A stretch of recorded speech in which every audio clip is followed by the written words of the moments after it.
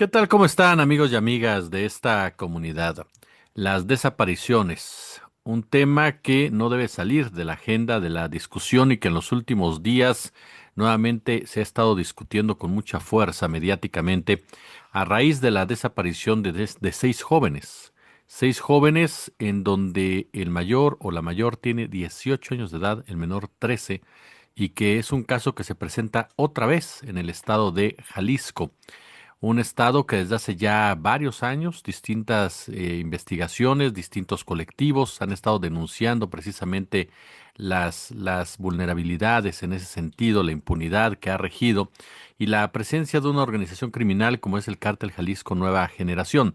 En este marco, desde hace algunos días comienza a discutirse también el tema de la justicia por mano propia, con la aparición de un personaje al que se le ha bautizado como el Batman de Lagos de Moreno, a alguien o algunos quienes se detienen delincuentes, los amarran, los colocan ante el pueblo, en pocas palabras, porque intentaron robar bicicletas, robar algún tipo de pertenencia. ¿Realmente es justicia por mano propia o es una práctica que ya hemos visto en otras ocasiones de esta misma organización criminal para legitimar su presencia? Vamos a analizar precisamente todo esto a fondo y quiero agradecerle a la doctora Carmen Chinas, profesora investigadora de la Universidad de Guadalajara, coordina el Comité Universitario de Análisis en materia de desaparición de personas que se encuentra aquí con nosotros. Doctora, un placer recibirla. ¿Cómo está? Hola, buenas tardes. Muchas gracias por la invitación y agradezco por el espacio. Los agradecidos somos nosotros, doctora. Pues la primera pregunta que le haría, ¿en qué entorno, en qué contexto se dan estos dos casos, se dan estas dos situaciones y qué es lo que reflejan? Lamentablemente, lo que sucede hoy con el caso de estos jóvenes menores de edad, adolescentes en Jalisco, no es una situación aislada. Jalisco es un estado que desde el 2018 ocupa el primer lugar a nivel nacional en personas desaparecidas. Es un problema que tiene ya más de un sexenio y que a pesar de que hubo un cambio ya de gobierno, el gobierno anterior de Enrique Alfaro se caracterizó por negar que estuviera esa problemática, por rechazar reuniones o diálogos con las familias, por dar informes puntuales de su administración pública cada año o cada que le fueran requeridos. En realidad fue negar todo el tiempo que este problema existiera, por lo tanto fue muy difícil realizar las acciones gubernamentales que impidieran que esto siga sucediendo. Pero bueno, ese sexenio ya pasó, estamos en una nueva administración en el estado de Jalisco y el problema se perpetúa. La diferencia es que desde hace un poco más de un año, las personas desaparecidas siempre han sido jóvenes, varones, pero ahora se enfoca en un rango de edad mucho menor. Si antes las desapariciones estaban entre los 18, 21 a 24, ahora se ha incrementado de manera sustantiva entre jóvenes de 15 a 19, es decir, de adolescentes. Esa circunstancia que tiene Jalisco de forma particular y pues que no ha sido atendida de manera cabal por parte de nuestras autoridades locales, pues pone en riesgo y vulnerabilidad a la juventud, como vemos en el caso de estos 6 jóvenes que afortunadamente ya han sido localizados en el caso de las jóvenes de Puerto Vallarta y parece que hay noticias también de los muchachos que son de aquí de Guadalajara que les han podido encontrar. Pero bueno, el caso muestra que hay una alta vulnerabilidad de ese sector de la población en nuestro estado y también esto es algo que ha pasado recientemente, que una de las formas en donde se llevan a estos jóvenes es a través de falsas ofertas de empleo.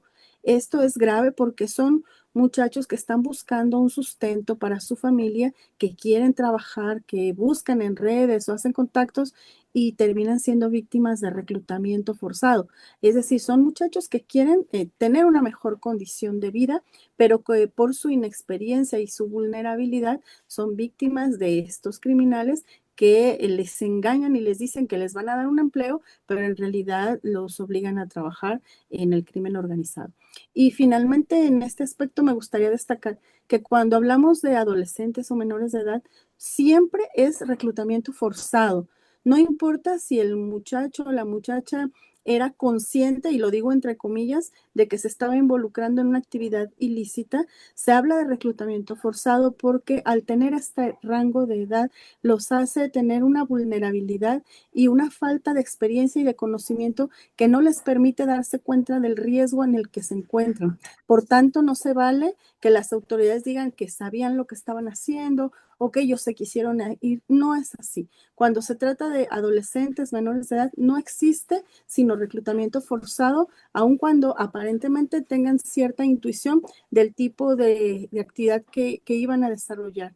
No se les puede revictimizar ni tampoco estigmatizar a la familia, porque esa es otra solución que se suele decir, ¿no? Es culpa de la familia no saben qué andan, la familia los tiene que cuidar, la mamá es la responsable. Este aspecto también tiene que tenerse mucho cuidado porque, y particularmente en la adolescencia, pues los jóvenes están como separándose, digamos, de la niñez y buscan su independencia. A veces las relaciones con la familia son difíciles, escuchan más a sus compañeros de escuela, a sus profesores, incluso que a los propios papás. Esto es así, no es que no tengan educación o que los papás no se preocupen, eso es una forma de revictimización, indicar que la familia es la responsable y pues en ese aspecto también hay que tener mucho cuidado con la forma en que esta información se hace del conocimiento público. No es culpa de la familia, no es culpa del muchacho que quiere trabajar, es culpa del entorno de inseguridad que se vive en nuestra entidad y que no ha habido condiciones adecuadas para impedir que esto siga sucediendo. Qué bueno que toca este punto de entrada, qué buena noticia nos da, doctora, con la aparición de estas tres personas, por lo menos, y el avance con los otros tres casos, pero qué bien que señala esto, porque es muy cierto. De repente se mete todo el mundo a la misma canasta, ¿no? O de repente se dice, el chico de 13, 14 años tomó la decisión de integrarse a un cártel, pero un chico de 13, 14 años no tiene en ese momento todas las herramientas para tomar la mejor decisión, ¿eh? Lo sabemos quienes hemos pasado ya por esa edad y los entornos, como bien lo señala, los entornos juegan un papel determinante en muchos sentidos. Y a eso voy también. Este punto del reclutamiento forzado, mucho se discutió con el rancho que todos recordamos de Teuchitlán. Se habló de que había más ranchos precisamente en la entidad, que es una forma de operar en sí de esta organización criminal, incluso de otras, y esta explotación, una explotación de la pobreza, es decir, una explotación de la necesidad del trabajador como tal, de la persona, seas joven, adulto, pues alguien que se está buscando ganar la vida.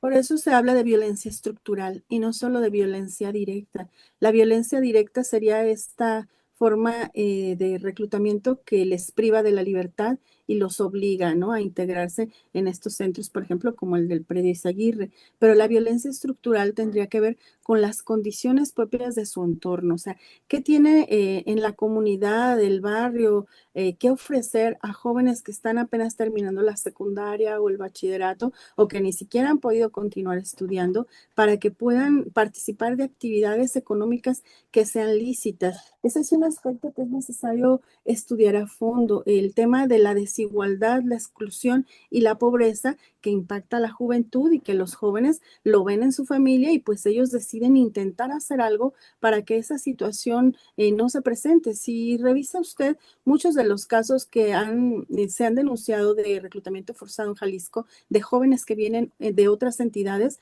el común denominador que las familias expresan es el mismo, es que había necesidad de trabajo en la familia, él le contactaron, le dijeron que en Guadalajara había un buen empleo y se puso en contacto y lo retuvieron en la terminal de autobuses o ya no volvieron a saber de él en ese sitio específico que se identificó como uno de los más problemáticos para el reclutamiento forzado de adolescentes.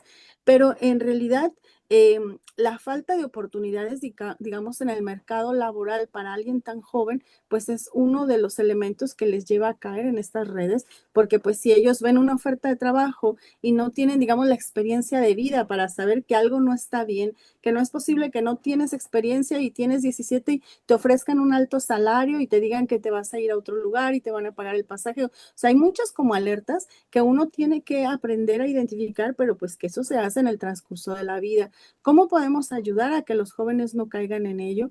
Además de la familia, claro, que tiene un papel fundamental en el sentido de orientar lo que está pasando, también la escuela. A mí me parece que aunque son temas difíciles, el sistema educativo sí se tiene que involucrar, por lo menos en las secundarias y en el bachillerato, para alertar a los jóvenes de casos que han pasado, que están sucediendo y evitar que sean víctimas de ello, porque a veces en la escuela se piensa pues que mi trabajo es la docencia, ¿no? En mi aula, pero lo que está afuera le toca a su familia, no a mí. Yo cómo voy a decir, pero si vivimos en un contexto como el de Jalisco, en donde las víctimas principales son los jóvenes y ahora los adolescentes, claro que son temas que se tienen que abordar desde la prevención en la educación y bueno, para todos aquellos que no acceden al sistema educativo, porque también existe ese sector de la juventud que ya no sigue estudiando, pues necesariamente, y esta es la parte gubernamental, pues nuestras autoridades locales deberían ya tener un plan, una estrategia clara, una serie de difusión en las redes, en los medios,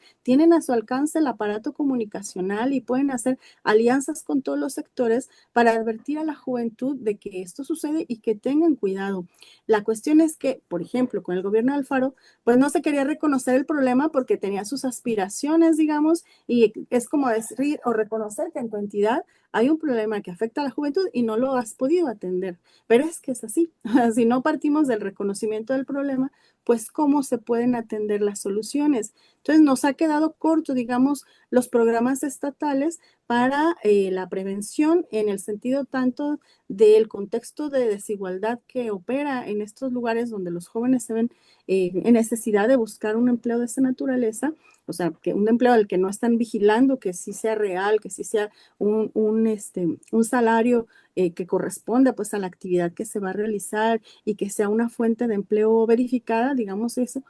También hace falta todo el plan de prevención, de alertas a la juventud, de difundir en medios, redes sociales y claro, ya cuando una vez sucede, pues todo esto que ya se establece de alguna forma en el protocolo homologado de búsqueda, que es federal, pues la acción inmediata, ¿no? Para localizar, desplegar todos los recursos institucionales que estén al alcance para la búsqueda y localización con vida. Sabemos de antemano que las primeras horas son claves, son fundamentales para localizar a alguien con bien y pues esa estrategia de búsqueda inmediata se tiene que hacer con todas las capacidades que tenga el Estado y claro, en alianza con la Federación, en algunos casos, cuando se trata de desapariciones en donde se involucran grupos criminales, también la Federación toma parte, con la alerta nacional, por ejemplo.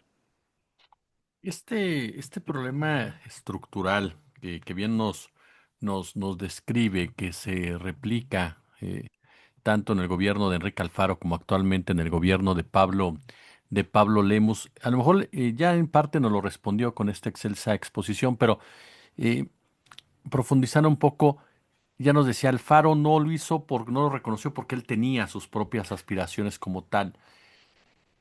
¿Por qué parece que la autoridad de Jalisco no avanza en ese sentido? ¿Por qué parece que no hay ni siquiera esa intención? A lo mejor está uno prejuzgando, pero como que parecería que no hay ni siquiera esa intención de enfrentar casos que se han vuelto hasta emblemáticos. Recordamos el de Lagos de Moreno, por ejemplo, estos 5 jóvenes. Recordamos el de los jóvenes que fueron asesinados después del call center en el cual estaban trabajando. Recordamos el caso de jóvenes a los que confundieron cuando se metieron a la casa, que si era de la tía, que si los confundieron y demás. Ahora estos casos Los que estudiantes de afortunadamente cine, los estudiantes de ellos, los cine estudiantes de cine del CAP. Ujú. parecería como que hay una especie de indiferencia por parte o una insensibilidad por parte de ambos gobiernos. Lo que sucede en el gobierno de Alfaro, decíamos ya con toda claridad que fue una negativa reiterada durante 6 años de reconocer el problema de la desaparición de personas en Jalisco. Vamos, no querían verse en el número uno.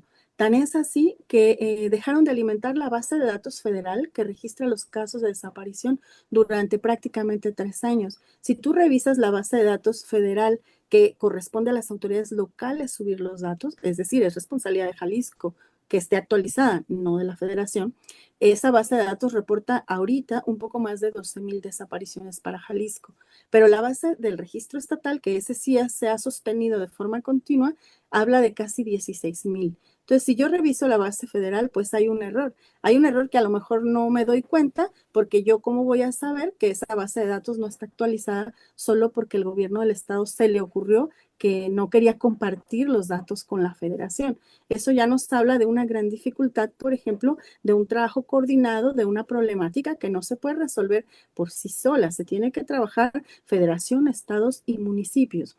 ¿Qué es lo que sucede? Pues que de repente ganan otras dinámicas. Por ejemplo, ahora que fuimos como sede mundialista.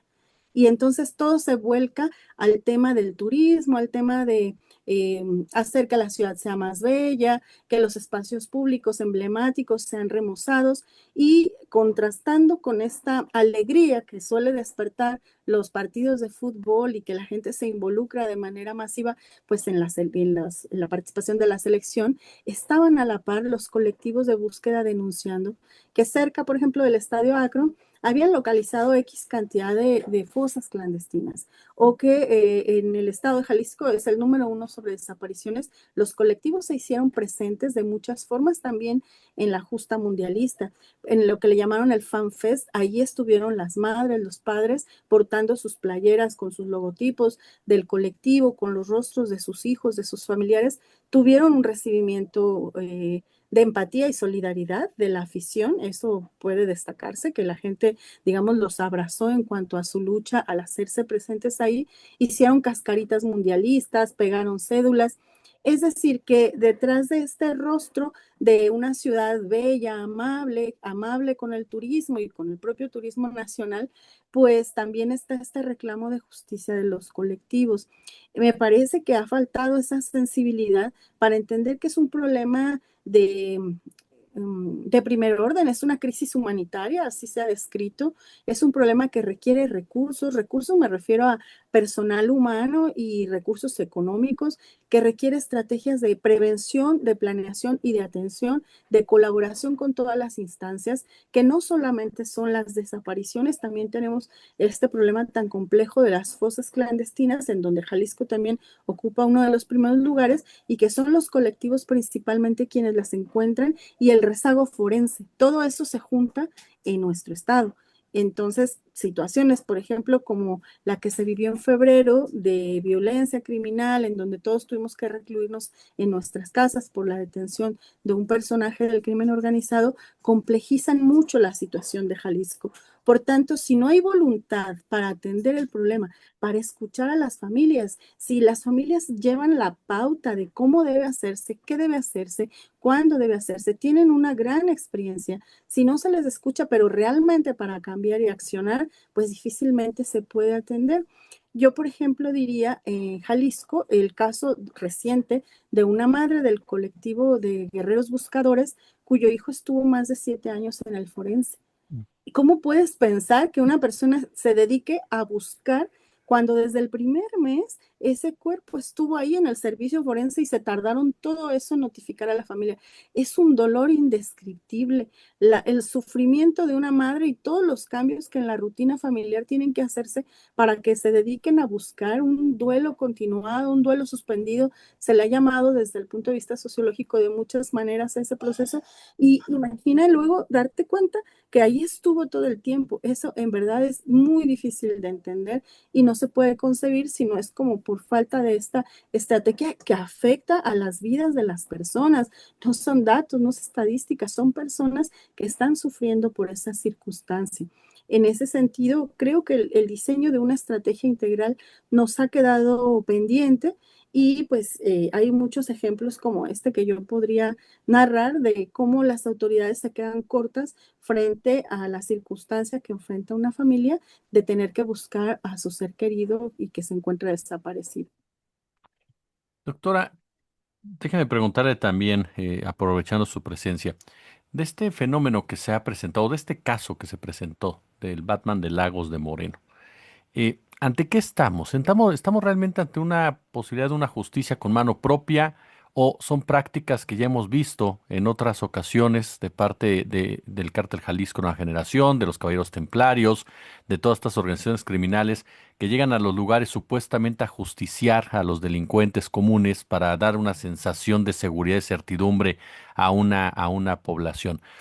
¿Cómo entendemos este hecho? La fiscalía decía que no existe nada de esto, ¿no? La gente obviamente tiene otra una visión distinta a lo que se dice en redes sociales, pero desde un punto de vista del suyo, de su expertise, ¿qué nos dice en este tipo de escenas? Tristemente es una situación que se conoce como gobernanza criminal, ¿no?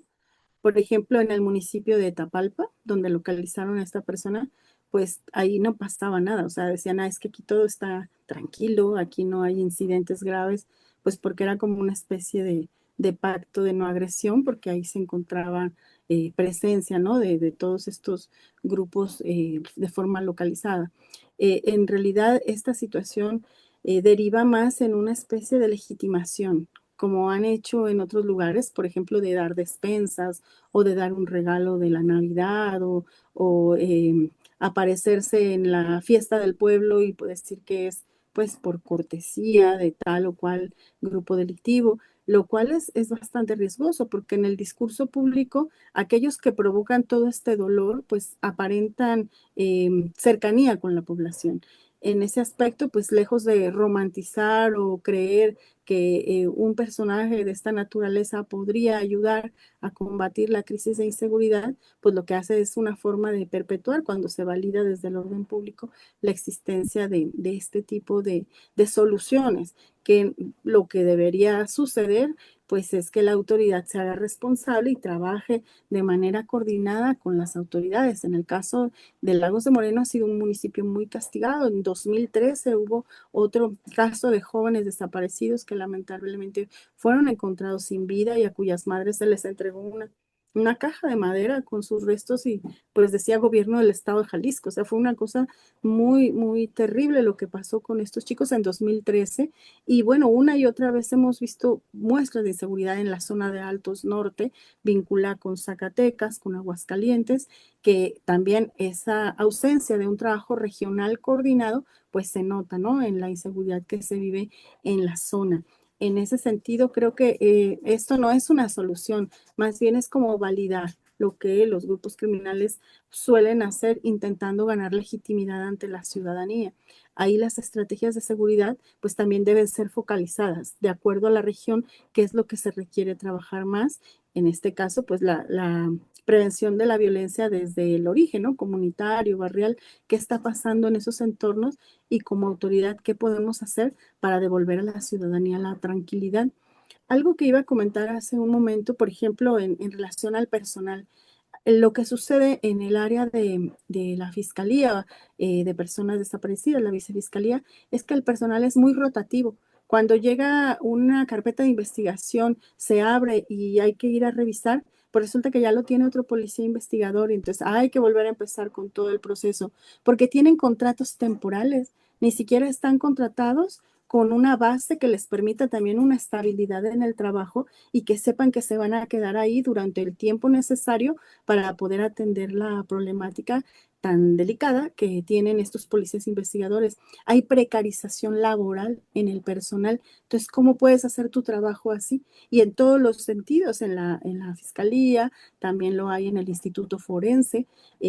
No tienen pues todas las prestaciones que un trabajador del Estado debería tener y eso, por supuesto, que impacta también en la forma en cómo se hace el trabajo. Todas esas circunstancias deberían cuidarse, digamos, para una atención integral, lo mismo que el personal encargado de la seguridad directa, llámense policías municipales u otros actores. Doctora Carmen Chinas, de verdad ha sido un placer escucharla, aprender de usted en este espacio y agradecerle muchísimo esta participación para nuestra comunidad. Muchísimas gracias. Muchas gracias, hasta luego.